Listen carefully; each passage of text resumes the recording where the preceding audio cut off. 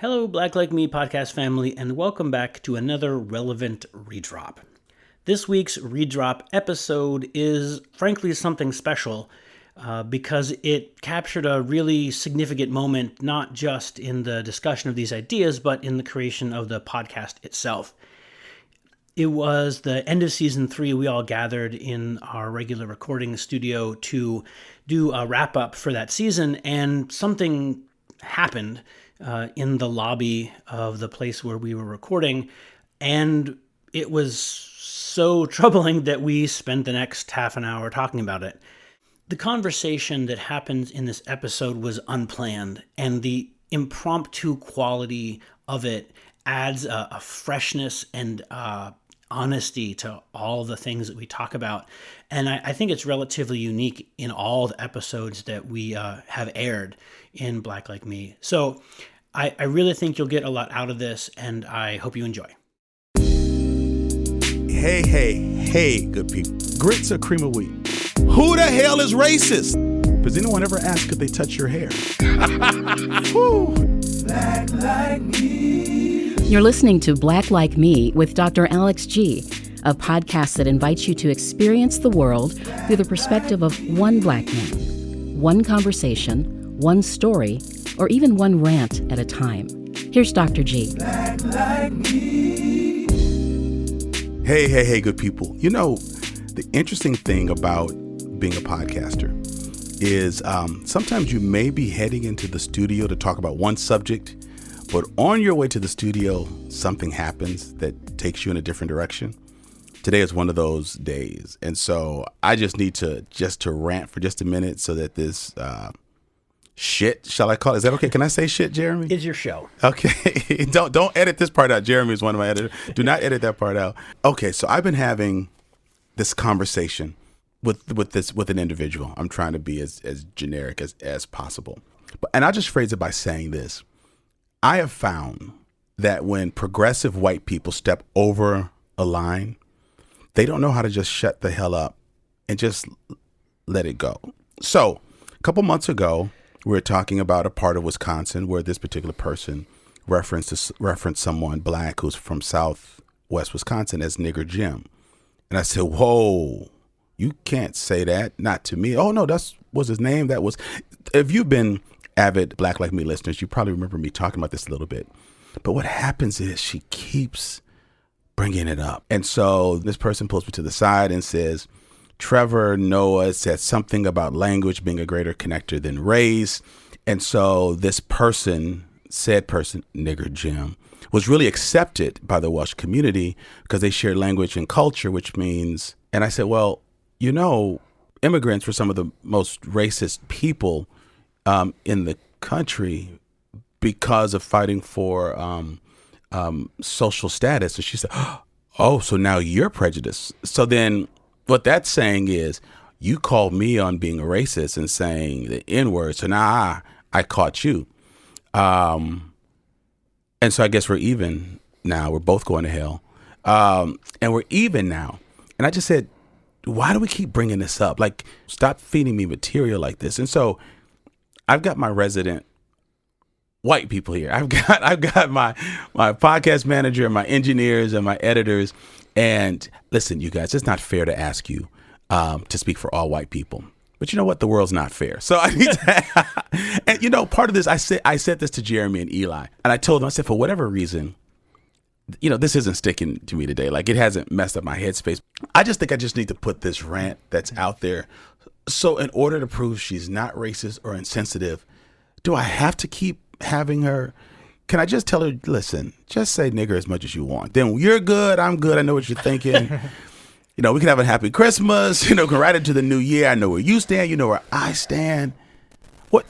Help Jeremy, explain white. I need you to be a white whisperer. I need you to white explain. Why can't we just leave this the hell alone? What's going on in that? Not just with her, but in that scenario, what's going on? So my name's Jeremy. I'm white. Hi, Jeremy. Jeremy, how long have you been white? As long as I have known what it is. I mean, I just say a I'm little. 3 days clean. How many days of white sobriety do you have? I have been White sober. Almost kind of woke for probably maybe 10 years now. And someday I might move up to laughing and like not crying. almost pre-woke. Right.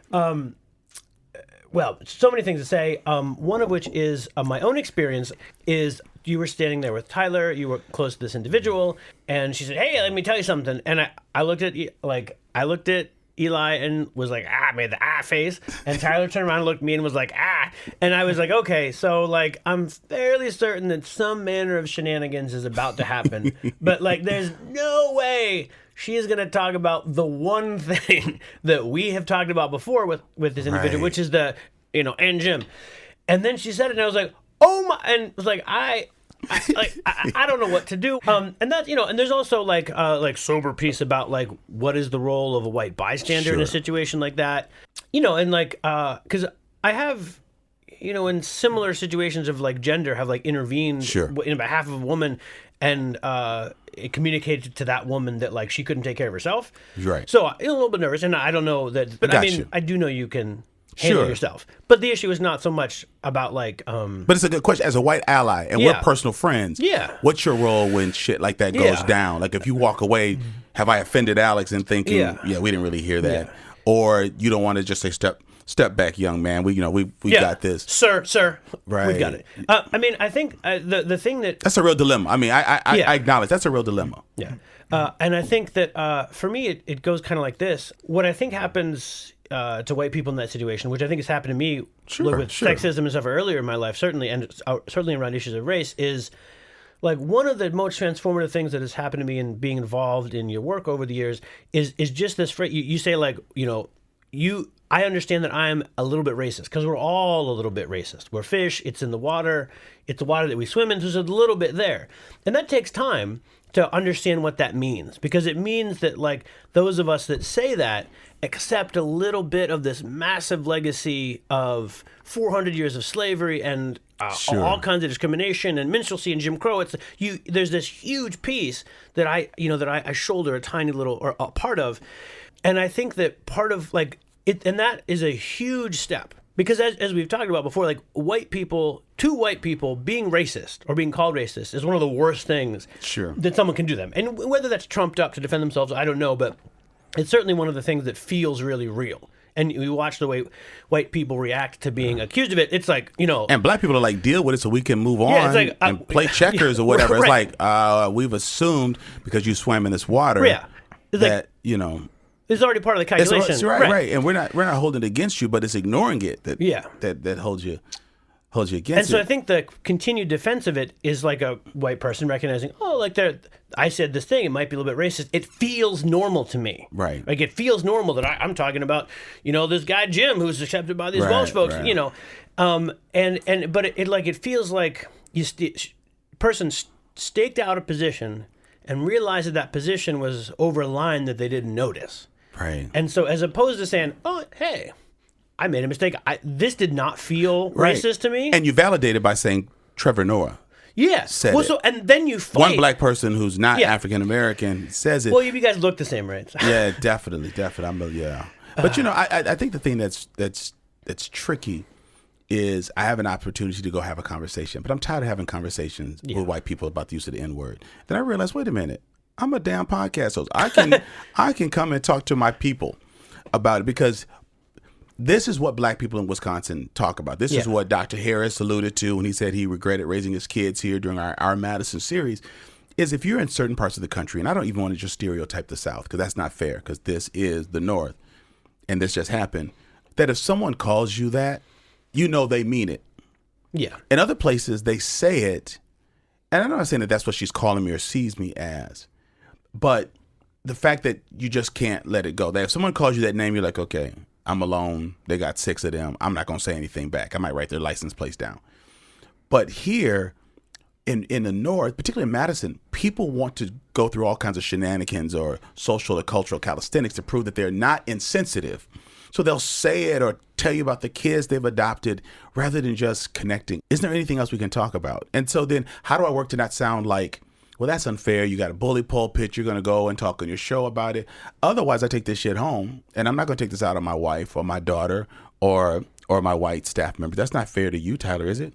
Or Eli, that's not fair. So what do? And then I have folks who go through this at work every day and they're black, and they don't have a place to go. So, you never come to the staff parties. You never come to the gatherings. You never come to the potlucks. You never come because you don't understand that one of the people who organized the stuff said something one day and you don't even know how to voice it. So I'm putting this out here because, one, I don't want the listeners who are non-black to not know.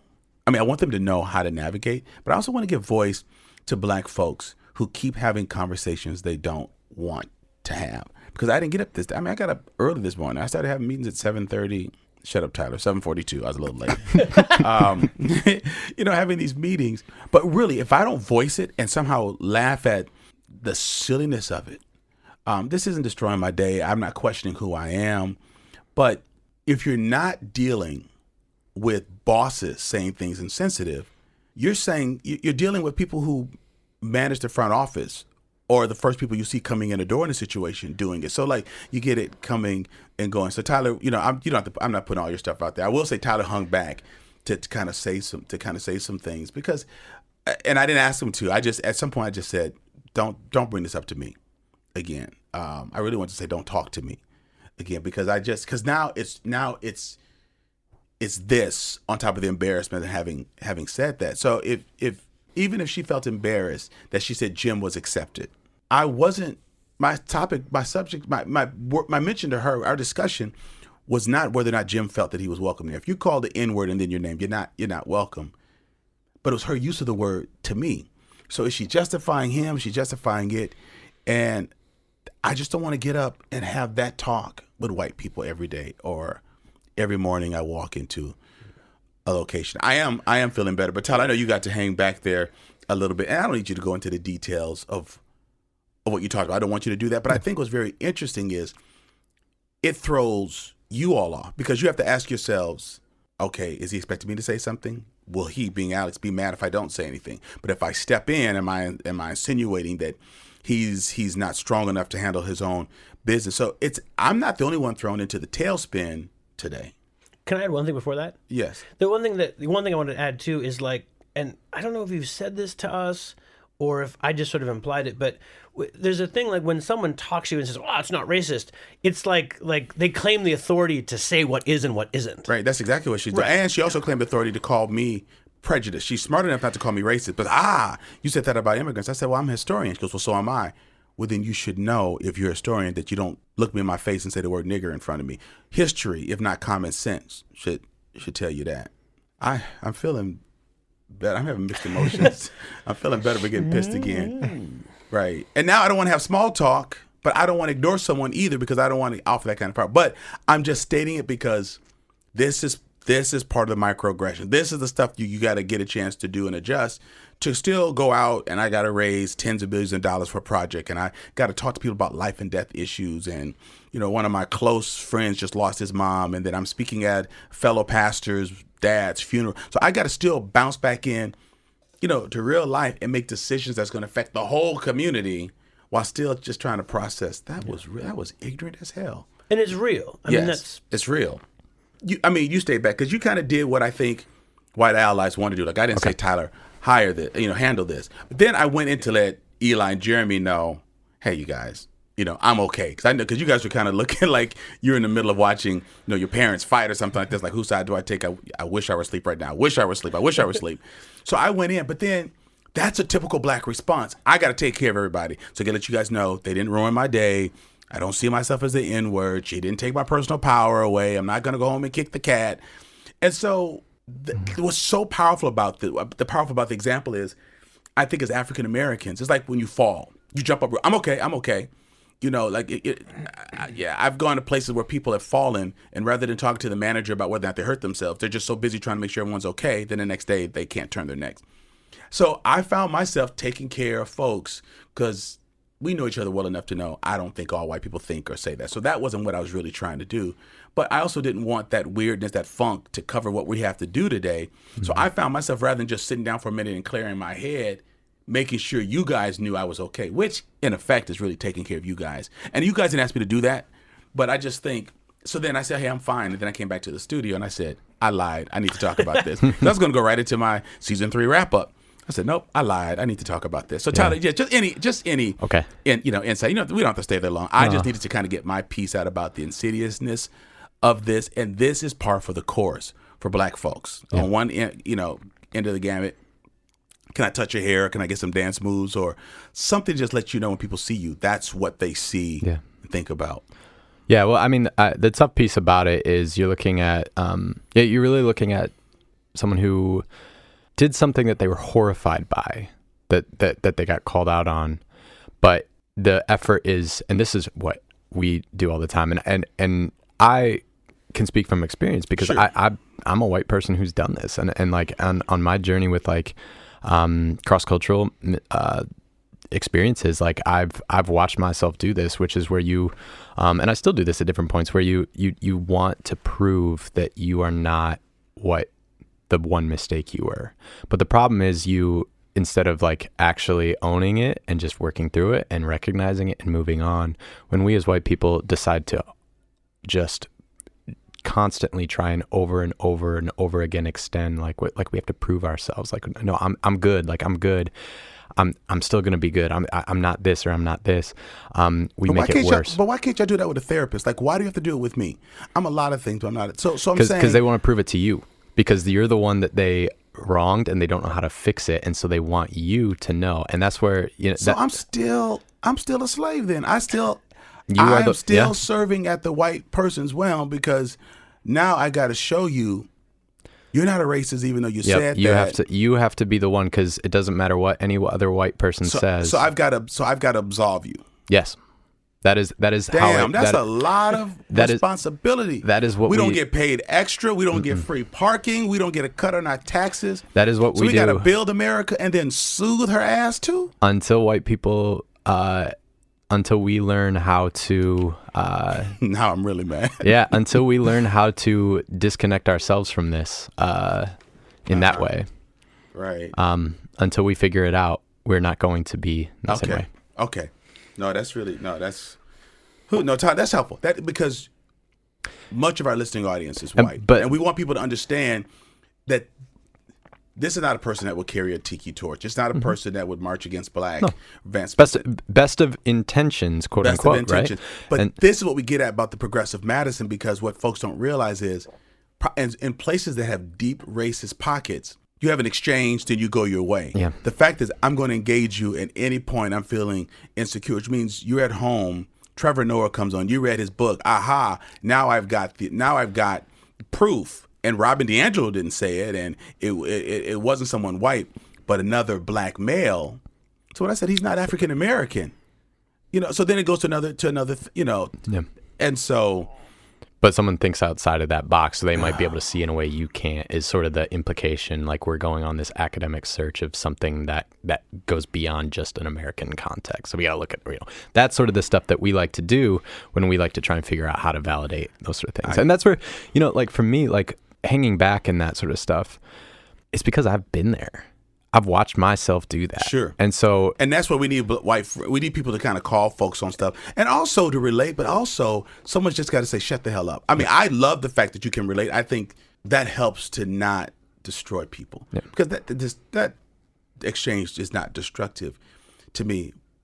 But as allies, someone that sometimes just got to tell people, "Shut the hell up." Like, just And I'm not saying that's what you should have said. I'm just saying at some point, folks have got to say stuff to people, because how long do you say, I understand, I know, I've been there? And so, Eli, I want to ask you a question. Yeah. Because I've learned this term from my daughter. I'm putting you on the spot, Eli. Okay. She talks about secondhand embarrassment. Like, there's certain episodes of The Office she cannot watch because it's just dinner party. Yeah, it's just too embarrassing. Scott's tots. So I'm curious, because you're usually the person managing how I sound and come across, Eli, but like, does it bring up any secondhand embarrassment, or what are the emotions that are brought up when you're standing around with a friend and a boss, you're about to go in and create another great episode of Black Like Me?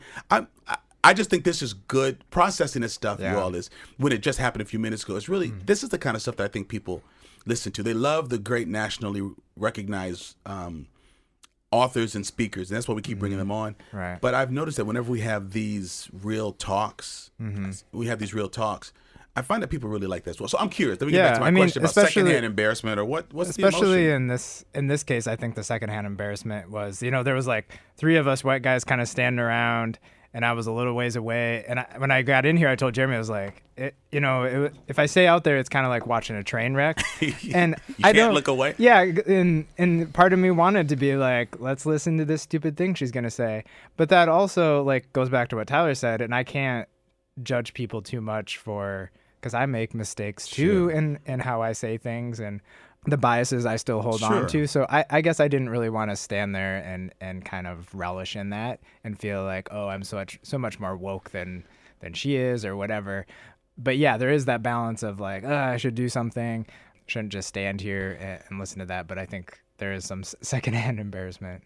No, I got you. Yeah. And I think, I think because it's that combination really, because typically I'm, being a pastor as well, like you usually listen to people a lot and do that sort of stuff. Right. But one of the other pieces about doing something like being a pastor is you have to speak truth too. So like, I can like when I walk through that, I empathize, but I still say what needs to be said. I gotta like, look, this is what's going on. And I think that's one of the things that that plays into the, am I just, as a white person, am I just letting stuff like go by because I don't want to, jump in. And I'm not saying anything about Jeremy and Eli. I think they saw that I was going to do that anyway. So about that, but like, that ability to, as a white person, know your context, know what you've come from, not just become the woker than woke person, but the person who can look compassionately and say, I know what you're doing because I've been there, but this is what's got to go forward. This is what we got to do. Now I want to just reel you and Eli in together because you all are part of my staff as well. I mean, like like the podcast is a standalone, Black Like Me is a standalone thing, but you and Eli are part of, my nonprofit. I mean, you get paid. I sign your checks. I mean, so we got. Thank you very much for that. I appreciate that. Hey, some of my best employees are white, and so it's a different. So we interact with each other a lot, and we interact with an organization that really focuses on anti-racism, but not only building capacity in our African American folks, but building capacity, as we talked about at our retreat recently, Eli, building capacity in non-Black people, particularly whites, and understanding what the lay of the land is like and what they need to understand in order to really become a part of bringing healing to the community. Talk to me, you two, about the gamut of emotions. So when something like that happens, do you wonder, well, what if I say something like that? Am I going to be booted off the staff, or is he going to look at me differently? Do I get closed outside the Black circles? So because you all work in an environment that's predominantly African American, I think that there are 2 things you can help our white listeners to understand: an honest discourse about what you think or fear in that situation, because I know that that was out the box, but at the same time, you don't want to come across as an overly woke white male, because then you may fall, and then where would the grace be? But at the same time, someone's got to say, after empathizing with white people and say, were it not for the grace of God, I'd be there too. Who tells people shut the hell up and just let this? Because people are wondering about this. They're stuck because it's easy to empathize, and that's an appropriate thing to help people because that brings about change. But then, what happens if we have to empathize like every week? So my question to you two both: you're doing anti-racism work. It's not a predominantly Black organization. You both report to Black supervisors. You work around Black folks. Just talk to me a little bit about the emotion, about what your response should be, or what goes on in your head when people are saying, when a train wreck like this is happening, Eli? I mean, what I sort of recognize in it is what we talk a lot about here in Madison, a college town, university town, that there's this intellectualizing of sort of these types of conversations. And I think in this case, that's a lot of what's happening. I mean, this is over months, this situation we're talking about, that this keeps getting brought up by this person. And I think it's people trying to process and deal with these issues without being really connected to people involved in it. And so I think in the workplace, or as we have conversations with people in our work, I hear that happen a lot. Or even in the circles of people, around my neighborhood, is they don't have the context of seeing people as just human and real people, but they just want to discuss these ideas. And I think I fall into that sometimes too, where I might be in our office and want to say like, hey, what'd you think of that new Kanye album? Or like, what's your thought? And I think sometimes people are like, why you want my hot take on the, like as a black person, that's all you're interested in. But me sort of learning to like hold back on that and maybe like, let's get into real life a little bit, what's actually going on in our lives, instead of me just trying to like work out these concepts I may be like reading about or something like that. So I think it's me trying to get away from that and really bring it back to seeing people for who they are in their regular life. And so, and I just encountering a lot of other white people in this work that we talk to, Right. That's often kind of getting past that point. People want to spout a lot of the sort of things they're learning and reading and stuff, Sure. which is good to process, but you have to sort of know who to do that with, what is the right setting, what's the right context. And so I think it often it is, we say like, once you have an experience with actual situations, it kind of changes your view. It becomes more real, goes past the sort of intellectual phase of it. So I don't know, that's a lot of my experience. But people, the first place they want to go, because it feels safer, is to kind of, let's have just like a conversation where we can talk about ideas and theories or what this person said or something, Yeah. Because many times white people have told me they don't feel like they can get any traction if they have that discussion with white people. Or do they feel like they're being racist if a couple of white people get in a corner and start talking about those things? Yeah. If you've got a rapport with people on your team, and you've been a part of our team now for what, a year? Year and a half, yeah. Year and a half. You talk with people about things besides Kanye's music. So if you do ask that, you probably have the rapport so that you can. I mean, you bring that up with someone who's a fellow musician or a Kanye listener, or you're curious about their take on something we work on. Right. We work around issues of mass incarceration. Let's just say he makes a flippant comment. Yeah. You can be asking those questions, but I think it's different when you've got a rapport and a relationship. And so, Todd, I'm curious about your take on that's a lot of what I was going to say, or at least refer to, because for a lot of individuals, especially in Madison, but for individuals who might do something like this or want to process, you might be the only black person someone interacts with in a week.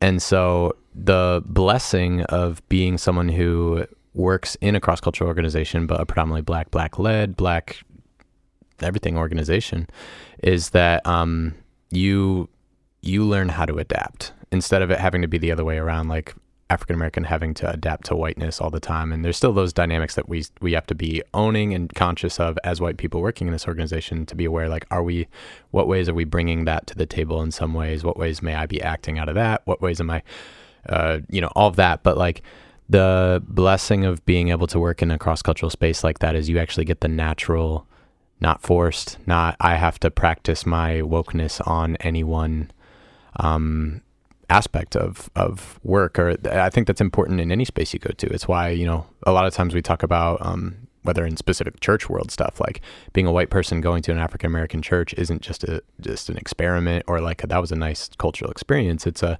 are you actually letting your life be shaped or reshaped or influenced by a different culture than yours?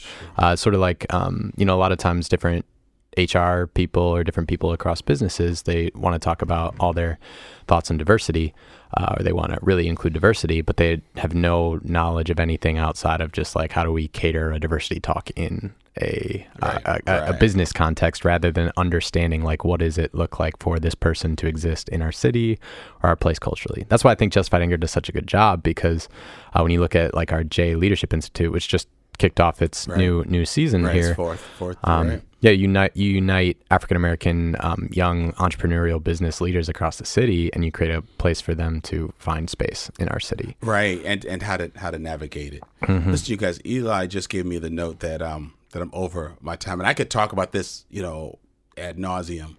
But speaking of nauseum, I am feeling a little sick to the stomach on this subject matter. But thank you all for weighing in on this. I need to do this rant a little bit, and I feel like I've talked it through to a point of greater clarity. I do want to say to our supporters or listeners, people who are leaning in by being a part of Black Like Me, when this happens to us, at least I'll just speak personally. I don't ascribe this to all white people. I don't go out and I'm guarded and I'm at everyone that's white. I'm very fortunate that I have black people I can process this with, and also white people that I can process this with. A lot of folks don't have enough safe space because they may want to say it and then they feel like people are justifying what the person said or did. But I just thought this was just too powerful of an example of a moment to just let this pass. And so I just want to say thanks for letting me vent a little bit on this, but I just want to drop this as just a special piece, just to let folks know, black folks, you're not alone. But white folks, you got to know when to leave it alone. You just got to know when to just say, I'm sorry, write a card, do a note or something. But it's not the worst thing in the world. It's okay. You can breathe if you say something that's listen, we've been at this together for about a half a millennium. We've been dealing cross-culturally. If black people wanted to just blow up the planet or do something to all white people, we've had opportunities. We babysat your kids. We've nursed them. We've cleaned up. We could have poisoned your toilets, your foods. We could have done. If we want to really destroy all white people, we could have done things. And so the proof that we still interact in white space shows that we do believe in grace and redemption and moving ahead. But if you have a misstep and someone says, I'm good, and they're black and they say, I'm good, really, just let it be good. Process it someplace else, but let it be good. But you can't absolve yourself at the risk of someone else's day and at the risk of the relationship, because everyone doesn't have the space or the grace to process it in the way in which, I did. And I said my piece and felt good about it. So, hey, listen, thank you all for letting me put this rant out here. I know this is going to help folks. I need you to repost this to folks who just want to understand, how do we back off? How do we step up? And I think the voice that you gentlemen gave to secondhand embarrassment, or like, what do I do? Or what happens to me if I ever make this mistake? Or do I have to come over the top and clobber this person to prove that I'm not like them? It really puts you all in some ways some weird space as well. So we need people to get this stuff in check for all of us and not just for me. So listen, you all are great. I appreciate having this space. I think it contributes to just healthier headspace for me to be able to articulate things that I'm thinking and feeling. So as always, thank you all so much for being a part of Black Like Me. And we want you to subscribe, go to our Patreon page and help to support us so that we can continue to provide great content like this, and share this again and again and again with folks. You can share links on social media. Get the word out. Let people know what you're listening to and what's inspiring you, what's giving you a new perspective, because others need it. So don't keep it to yourselves. Thank you. Ooh, black like me. I want to thank Corey Saffold for creating the music for this podcast, my podcast manager, Tyler Nyland, engineer and editor, Eli Steenlich, my editor, Jeremy Holiday, and a special thank you to WORT Studios, where we record Black Like Me.